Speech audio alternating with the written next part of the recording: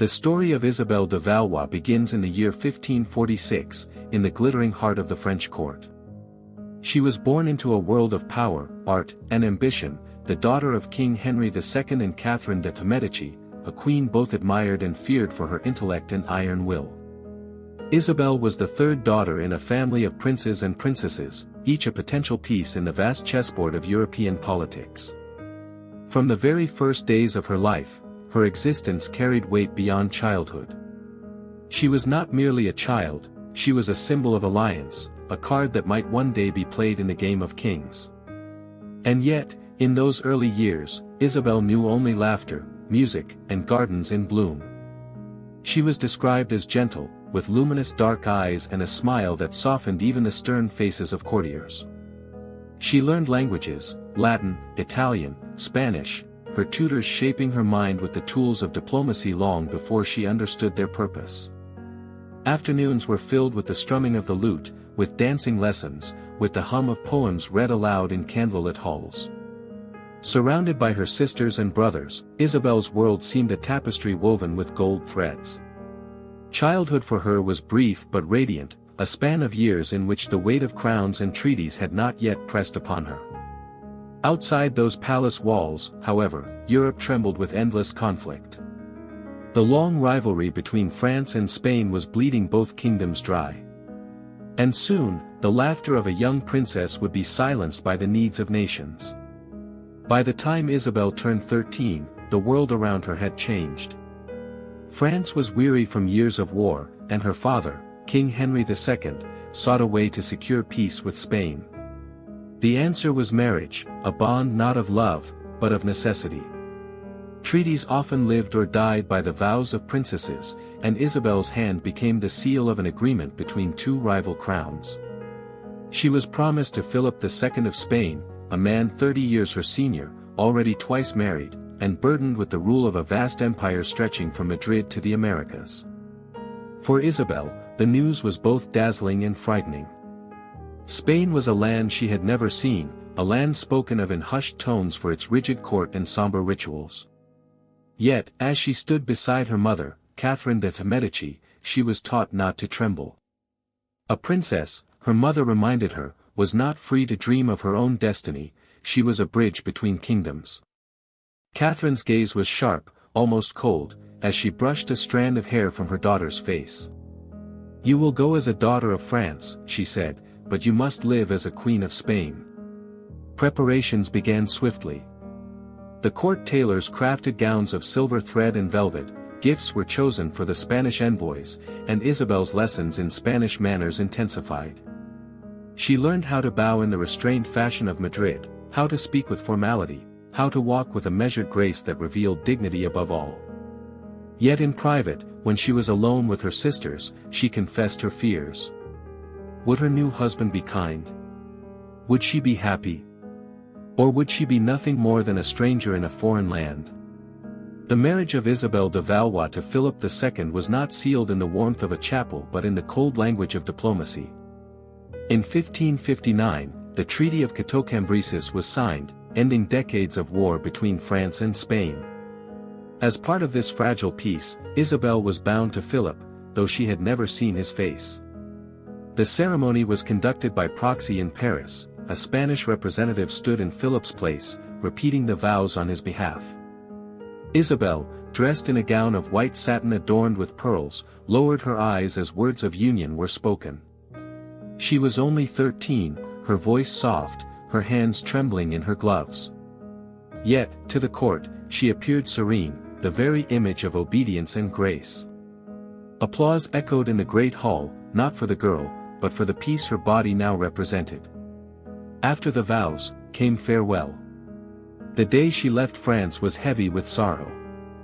The streets of Paris filled with nobles and commoners alike, all wishing to glimpse the princess who was now leaving forever.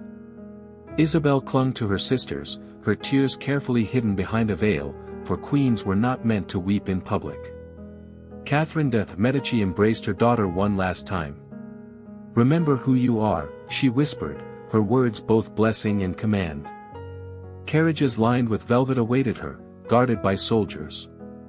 As the wheels began to turn, Isabel gazed back at the familiar towers of her homeland, the gardens where she once played, the river that carried her childhood laughter.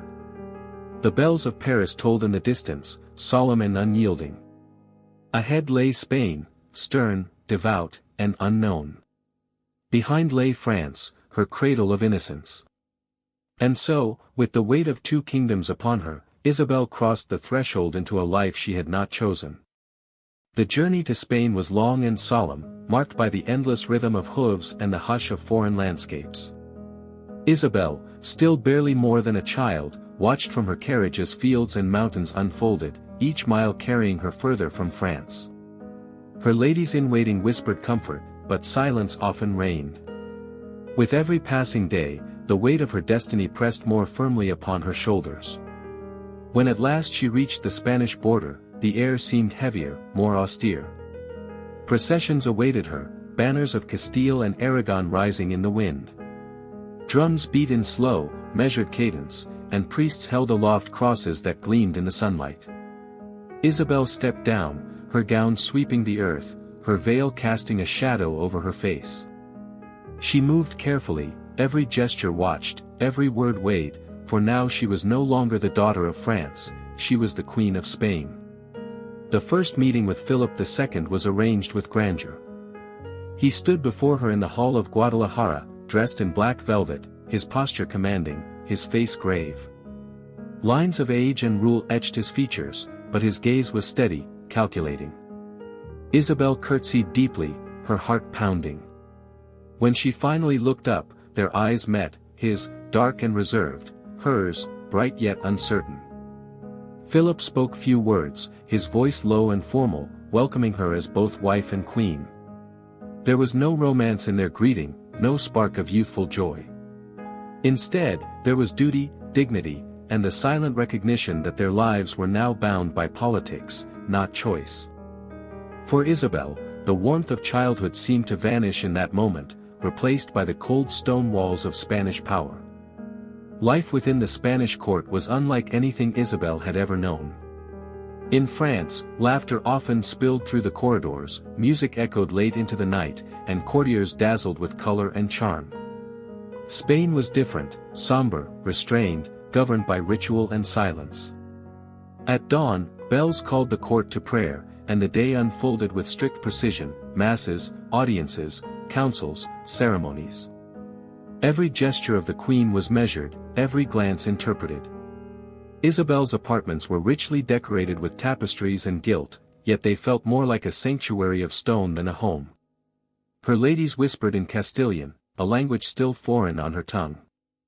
Meals were long, consumed in formality, with courtiers watching her every bite. Even her walks in the palace gardens were timed and guarded, the air heavy with incense and the gaze of priests. Philip himself remained distant, buried in affairs of state. He visited her with courtesy, speaking of duty, the empire, and faith, but rarely of affection. Isabel longed for conversation, for laughter, for the warmth of companionship.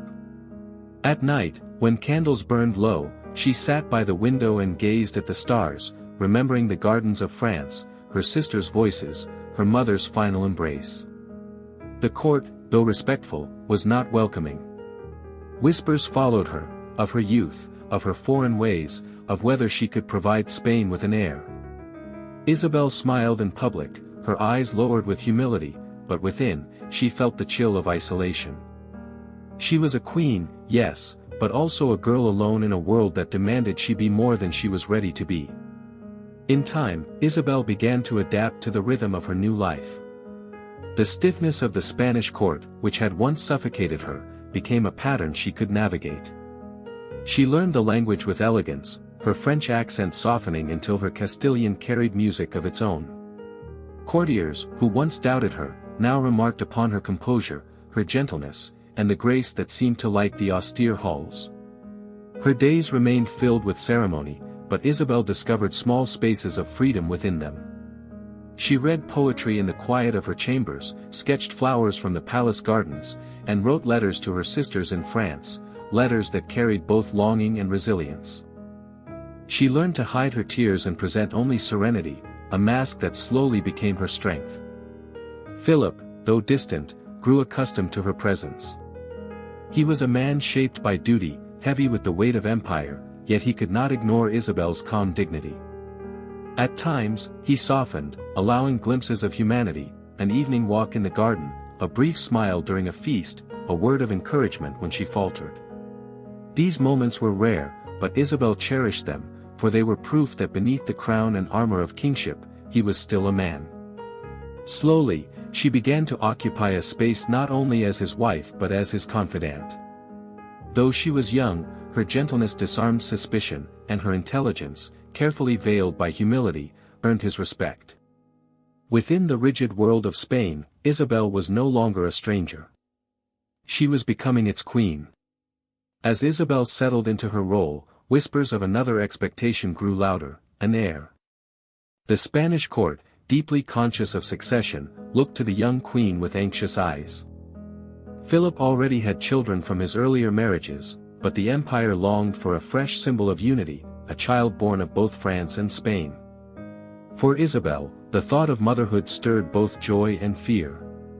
In quiet moments, she pressed a hand to her stomach, imagining the life that might take root there.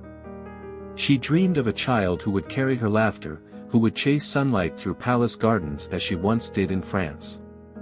In those dreams, the weight of politics faded, and she was simply a mother, not a queen. When news of her first pregnancy spread, the court erupted with hope. Bells rang, prayers rose from churches, and courtiers offered congratulations wrapped in expectation. Isabel, radiant and shy, carried the weight of that hope like a crown upon her head. Every gesture, every step was scrutinized. Physicians hovered, priests blessed her chambers, and letters were dispatched across Europe announcing the coming child. But as the months wore on, Isabel felt the fragility of her condition. Nights were restless, days uncertain. Behind closed doors, she prayed fervently, whispering promises to God for the safe arrival of her child. Yet fate proved cruel. The pregnancy ended in loss, leaving Isabel pale, her eyes shadowed with grief. The court mourned quietly, but beneath the surface, doubts returned. Could this young queen fulfill her duty? Isabel, though heartbroken, gathered her composure. In public, she stood serene. In private, she wept. And yet, within her heart, a small flame of hope endured, that one day, she would cradle a child of her own. In the years that followed, Isabel faced the cycle of hope and sorrow again and again. Each time she conceived, the palace stirred with expectation. Courtiers whispered of triumph, priests raised their prayers, and Philip himself allowed a flicker of pride to soften his usually stoic face. Isabel, too, let herself believe that this time, perhaps, the child would survive, that her arms would no longer be empty. But fate was not kind. More than once, her pregnancies ended in stillness and mourning. The corridors of the palace, draped in black cloth, echoed with the quiet footsteps of courtiers who dared not speak of the queen's grief. Isabel bore it all with a dignity that astonished even her enemies. In public, she continued to smile, to bow, to preside over ceremonies as though nothing had broken inside her. Yet behind the closed doors of her chambers, her heart ached with an emptiness no crown could fill. These losses changed her. They carved a quiet strength within her, one not born of triumph but of endurance. Isabel began to pray more fervently, to cling to faith as a lifeline. She found solace in simple gestures, a walk through the gardens, the laughter of her ladies, a letter from France. Though sorrow lingered in her eyes, she never allowed despair to consume her. Instead, she became a figure of resilience, young, gentle, yet unyielding before the gaze of an empire. Even Philip, whose heart was often buried beneath the demands of kingship, grew to admire her fortitude. In her silence, he recognized a power he himself lacked, the ability to suffer without bitterness, to hope without certainty. And so, Isabel's place in Spain became not merely that of a foreign princess or a bride of diplomacy, but of a queen who carried sorrow with grace. Despite the shadows that sorrow cast upon her life, Isabel was not without comfort. Within the rigid walls of the Spanish court, she formed quiet bonds with the women who served her, ladies-in-waiting who spoke to her not only as a queen but as a young woman, still yearning for warmth and laughter. With them, she shared moments of levity, embroidery sessions filled with whispers, evenings when poetry was read aloud, rare occasions when music softened the solemn air of the palace. These companions, though bound by duty, became the threads that wove humanity into her days. Philip, too, began to look upon her with gentler eyes. At first, his visits had been distant, his words curt, his presence heavy with the weight of governance. But over time, Isabel's quiet strength and serene dignity softened his reserve. He admired her ability to carry herself without complaint, her patience in the face of loss, her kindness toward even the most lowly servant.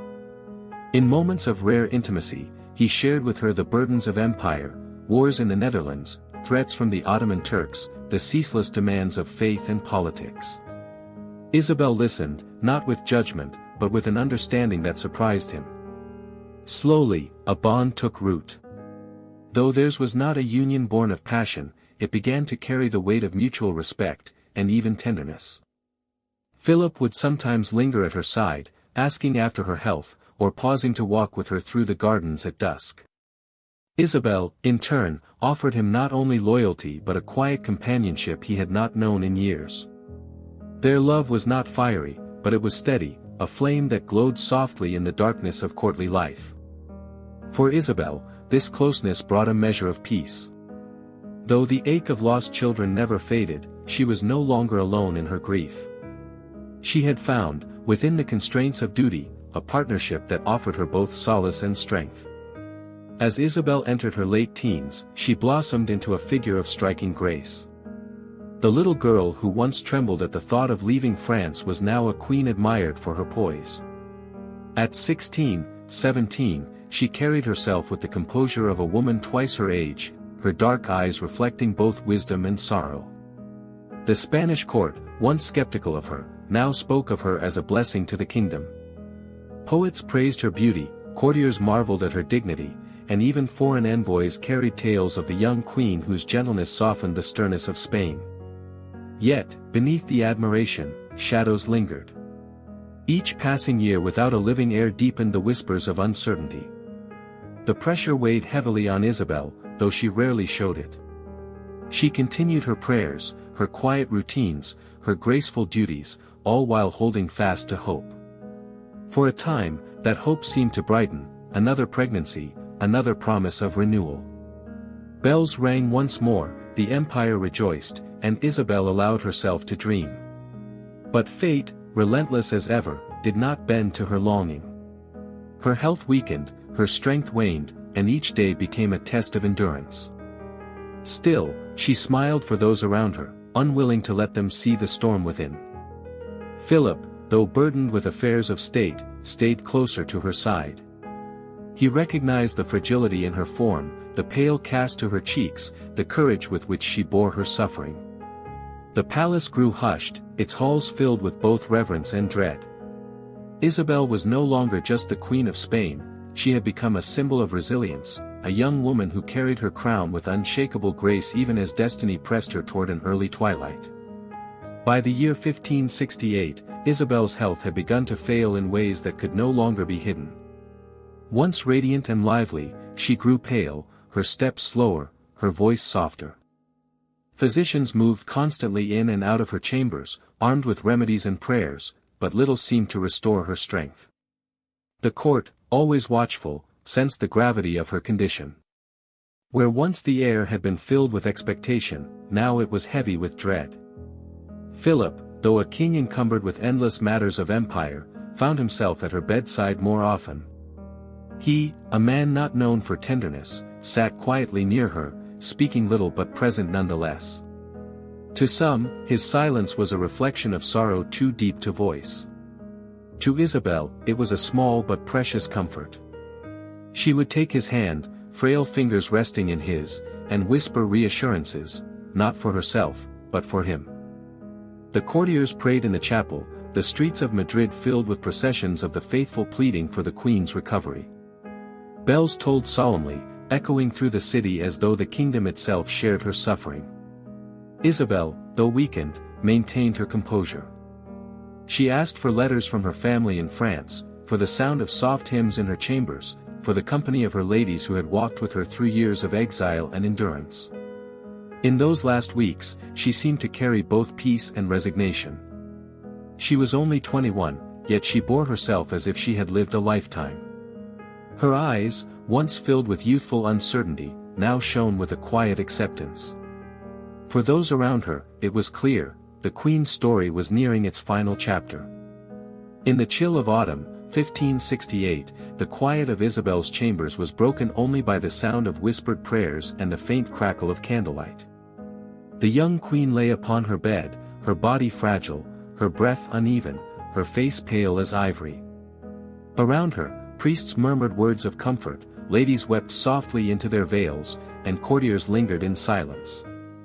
Isabel, though weak, remained calm. She clasped a rosary in her hands, the beads worn smooth by countless nights of prayer. Philip II was at her side. The king, known throughout Europe for his iron will, seemed suddenly older, his face lined with grief.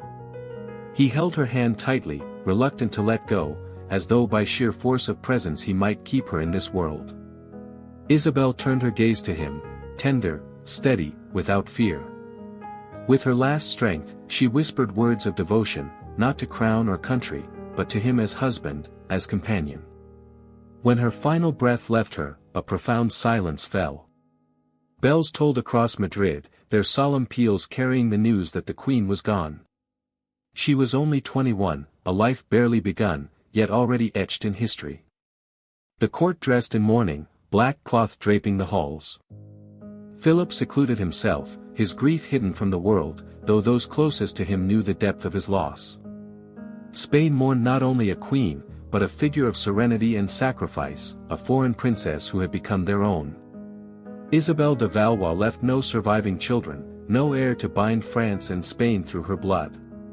Yet her legacy endured in memory, a young queen who faced duty with grace, sorrow with courage, and life's brevity with dignity. To France, she was a daughter, to Spain, a queen, to history, a fleeting star whose light, though brief, shone with quiet brilliance. The story of Isabel de Valois is not one of conquest or triumph, but of grace amid fragility. She was born into a world where crowns weighed heavier than hearts, where the laughter of childhood was quickly silenced by the demands of diplomacy. As a princess of France and queen of Spain, she was never free to choose her path. Yet within those narrow confines, she carved a legacy not through power, but through dignity. Her life reminds us that history is often shaped not only by kings and battles, but by quiet figures who endure in silence.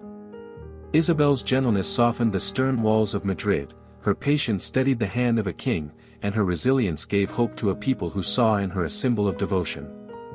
Though her years were few, she carried herself as though time itself bowed before her composure. When we look back on her story, we see the fleeting nature of human destiny. Glory, sorrow, love, and loss, woven together in the span of only 21 years. Isabel did not live long enough to leave heirs, but she left something more enduring, the memory of a life lived with quiet strength.